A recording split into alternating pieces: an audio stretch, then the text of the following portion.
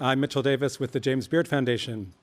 Earlier today, Michelle Nishan mentioned one of our collaborations called the Chefs Action Network, which is designed to help empower chefs to become better activists to support a lot of the work that you're all doing in this room, and much of the change that we want to see. I'm here to tell you about another project that we hope will also support what you're doing and our entire food community. And I'll begin with a couple of questions that I know occupied James Beard throughout his life and that certainly have occupied the James Beard Foundation's mission throughout our 28-year history. Is there an American taste? Do we have an American cuisine? What are the values of our American food culture, our food system? As President Obama announced last October, the James Beard Foundation, along with the International Culinary Center, assembled a team that won the bid from the U.S. Department of State to create the American Pavilion at the next World's Fair in Italy.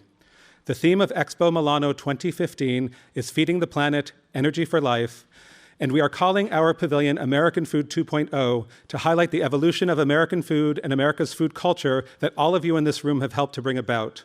This is an evolution of production, of preparation, of sustainability, of access, of possibility, and of taste that we want the entire world, all 142 participating countries, to know about. We hope that over the next year of planning, you will all help us conceive of, support, and present a new intention, the true taste of American food today, and the one we hope that we will all enjoy in the future. You can find out more by following us at Beard Foundation, our Twitter handle, or by tuning into the Beard website as the whole project unfolds. 2 years ago on this stage, I presented the idea that taste could be used as a tool for social change.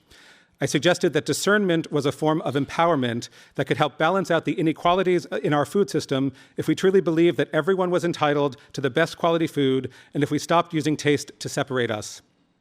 Since then, I found some examples of how a focus on taste can have an impact. For instance, taste can be used as a tool against commodification. Think about coffee. We used to distinguish between brands like Folgers or Chuck-full of Nuts. That was it. The coffee was really all the same, produced, processed, and distributed via the commodity market. Of course, that still exists. But now, much like wine, we use information about where coffee was grown, how it was processed, what the flavor profile is, even how the laborers were treated to make distinctions in the marketplace that actually counteract commodification and perhaps even create separate markets, alternative systems of distribution, even different economies.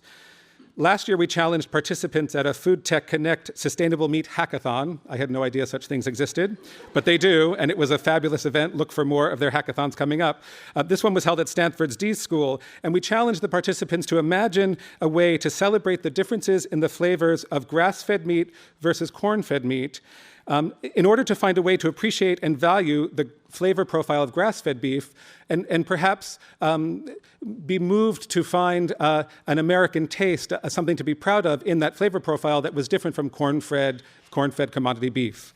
It was a challenge that was well received, and people worked on apps that actually, by the end of the show, had database all of the flavor components of beef so that we could begin to understand, much like wine's flavor wheel, what the actual profile of meat tastes are. Of course, the danger of using taste in this way to make such distinctions in our current system is that the price usually goes up.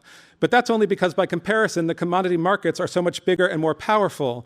Were we to think of a way to include taste in the assessment of value, the inverse might be true. Maybe the prices could come down. My challenge to you today is to think about how we might be able to make such a delicious supply and demand fantasy come true.